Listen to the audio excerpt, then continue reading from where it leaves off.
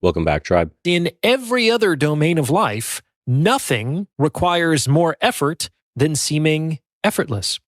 So why would success with women be any different? The fact of the matter is that enjoying optionality with women requires a significant amount of skill. And while some men's natural talents will dovetail nicely with this particular skill set, which will help to explain the variance in outcomes we observe, a skill set remains, at the end of the day, a suite of behaviors that can be learned.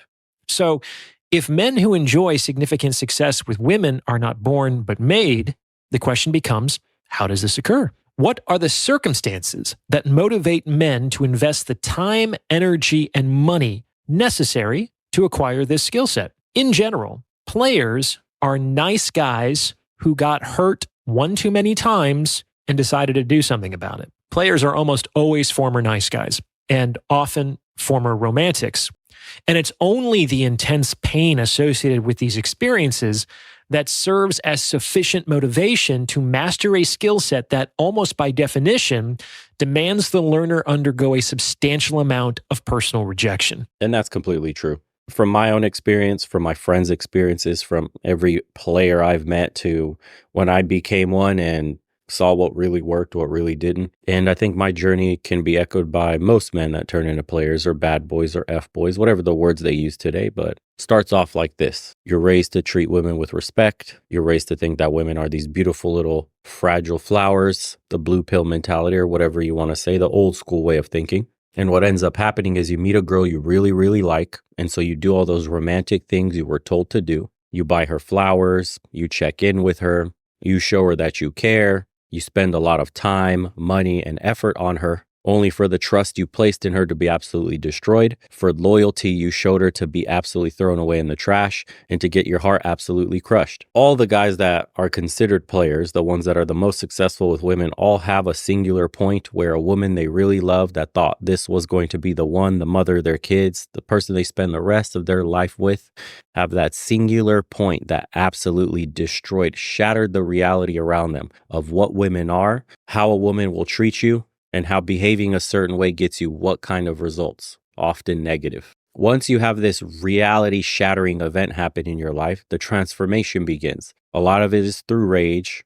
Some guys do end up hating women at this point. Other guys just vow to never open up again in this manner, to ever be this vulnerable with women again after having their hearts ripped out from their chest. Other men treat it like a game, become extremely efficient at it, find out what works, what lines, how to steer the conversation in a direction, how to manipulate, how to get exactly what they want out of somebody, the same way they feel like they were manipulated by their past partner. For me, I received some bad information from friends because simply they themselves didn't know at the time. We were young and dumb and clueless. And the advice given to me was just sleep with a lot of other women to get over the old one. Sounded good at the time. The novelty of something new, sure, it should numb the pain. It should numb the memories of her. Little did I know that was the incorrect way to go about things. So throughout college, I started doing things I never did before. I wasn't into the club scene. I wasn't into partying and kickbacks. I wasn't into getting absolutely plastered and going out and talking to chicks left and right.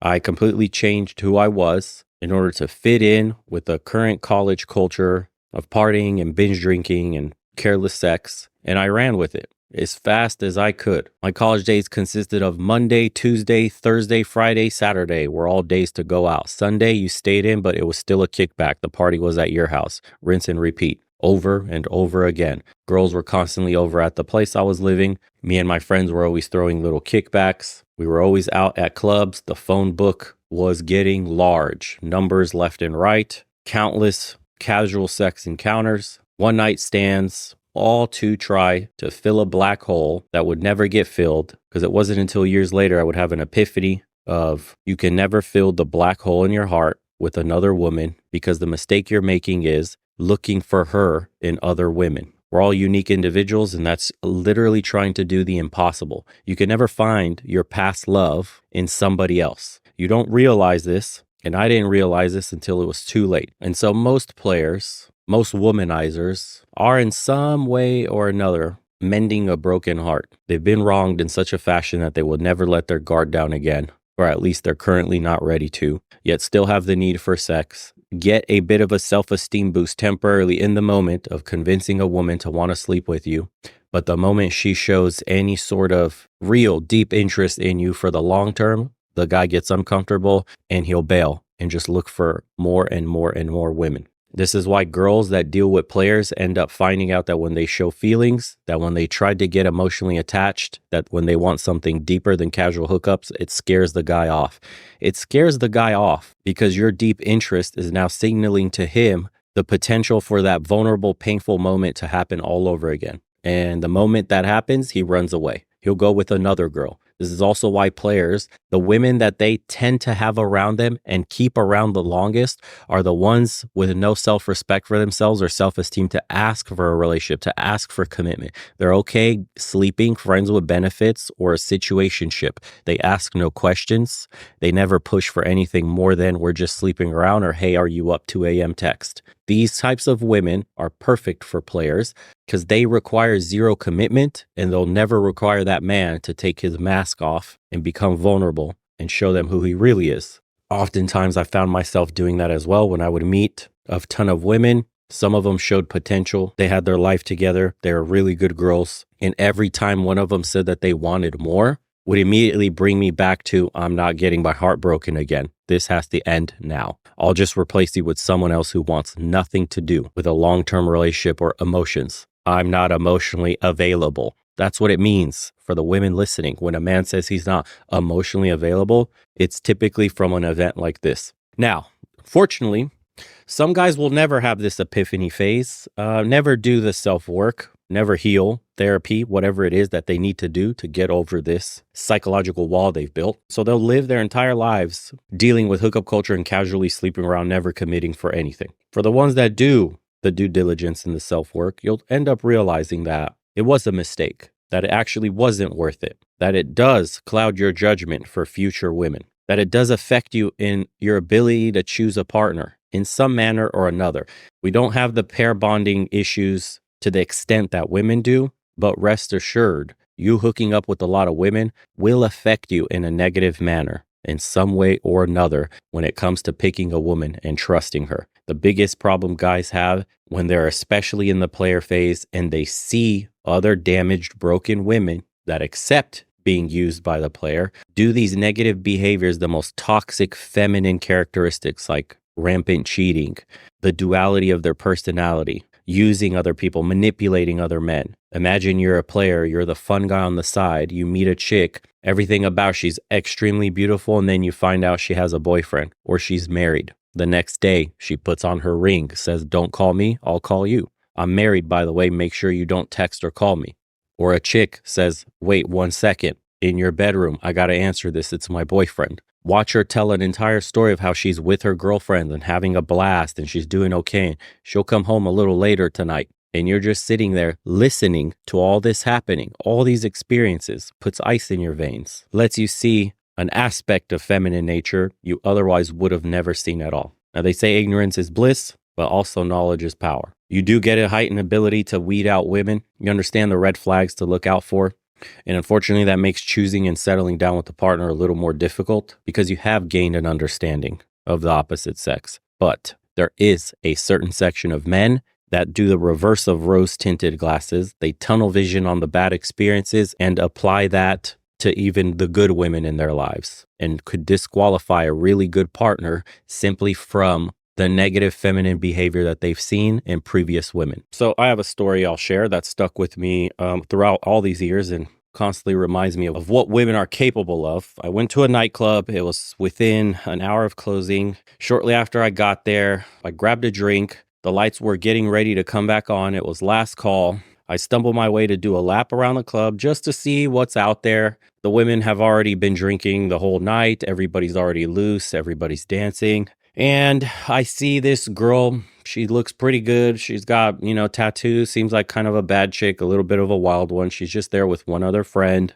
She's on the dance floor. So I introduce myself. We're already talking dancing. I get really friendly with the friend, basically break that wall down. The girls like me, making jokes. We're laughing, dancing, grinding. She's getting very touchy, very feely, backing it up on me. The music's pumping. Just a good time. As the lights come on and They echo out, it's the last call. I ask that simple question you always do. What are you guys doing after the club? And they say, oh, we're going to a kickback. It's actually right down the street. You should join us. And I'm like, yes, girls inviting you out to a kickback. Already good news. We're going to have a great night tonight. So we're leaving the club to beat the traffic out. The friend takes off in her car. Me and this girl are walking together on the way to my car. She's super touchy, super feely. We're making out and we get in the car and she says the place is super close, probably like 5 minutes. We make out for a little bit longer, get really handsy, touchy feely, and then she's turned on enough that she unzips my pant and starts to get to work. During this time, I'm starting to pull out of the parking spot,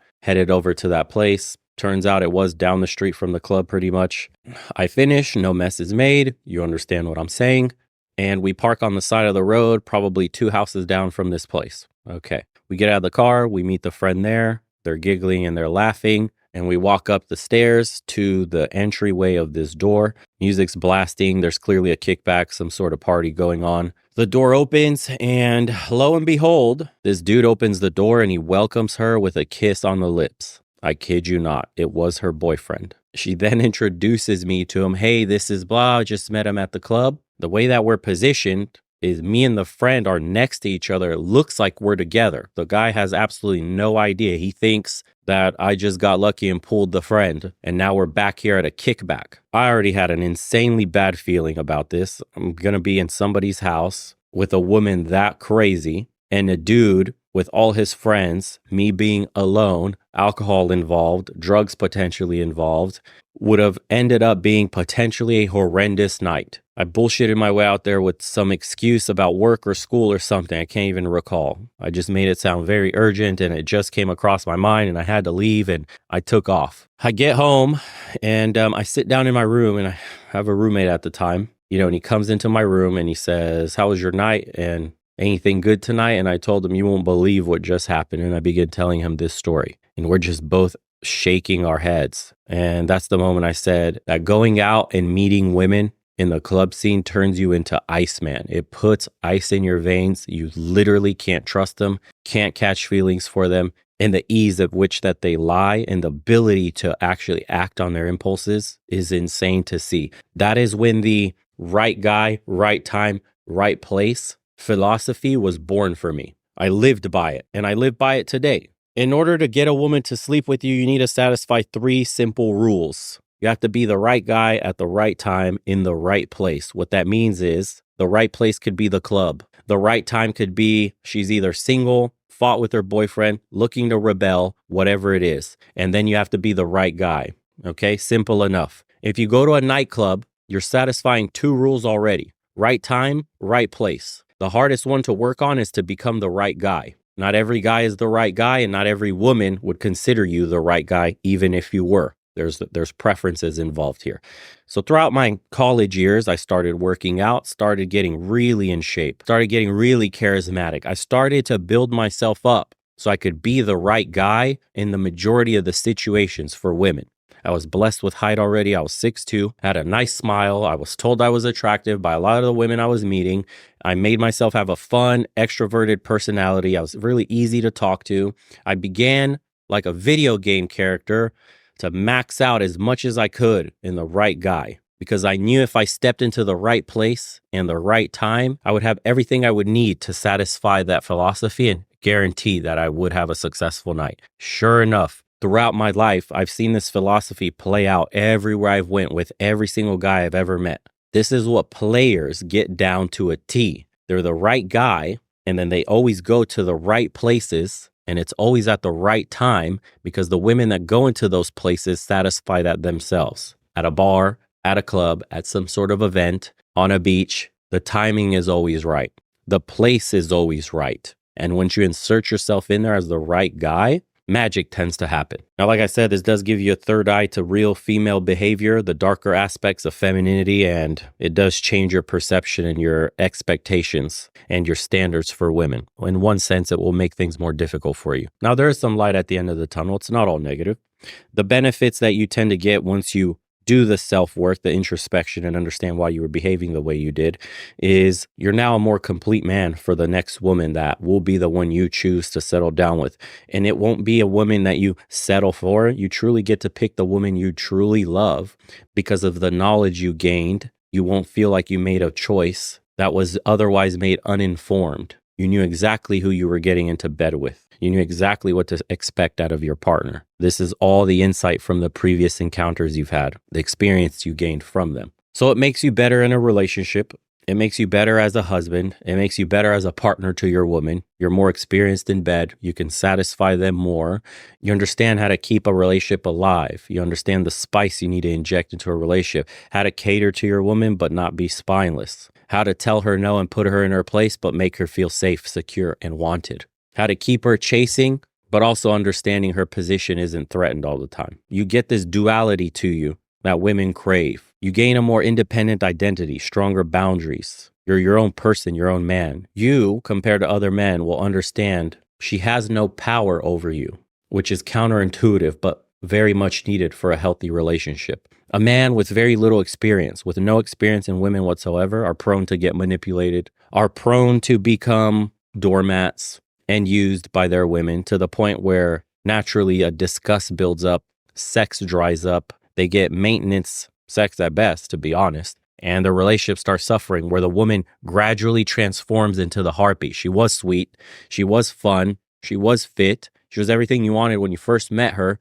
but gradually through your actions, through your inexperience, through your inability to lead the relationship long term, she transforms. Because women take the lead of men in a relationship. No matter what society tells you about this 50-50 stuff, it's not true. Women want to look up to the man that they're dating. So if she's looking up to you, the only thing you can do in her eyes is lose respect, lose trust, lose leadership. When that happens, she starts to get more bitter, more of a harpy. She challenges you on ideas. She challenges you in conversation all the time. She challenges your leadership, your masculinity, because in time, you've shown yourself incapable because of your inexperience. You do all the things you were taught to do by a society that no longer exists, by the kind of women that no longer exist. I'm curious to hear what your guys' experiences are. What was your kind of awakening? How did you turn into an F-boy? How did you become a player for the ones that were players previously in their lives? Would be interesting to read in the comments below. Now, if you want to do some self-work, be a part of a group, join us in the private community, check these 2 videos out over here on the left. Help get your mind right, thinking the way you should be thinking and advancing in life one step at a time. And who knows, could be the catalyst for change in your life. If you enjoyed today's episode or like this style more conversational like this, less reaction, let me know. I'll start to do more and more. If you haven't, subscribe to the second channel. Videos like this and 2 that you see up here will be exclusively put on that channel as we make it more about self-improvement, bettering yourself, mastering the mind, the body, and the spirit. 3 things that are sorely lacking in the average man today and causing them a lot of grief. So welcome to all those that join the community. We'll see you on the next Zoom call. Take care of yourselves. See you on the next one.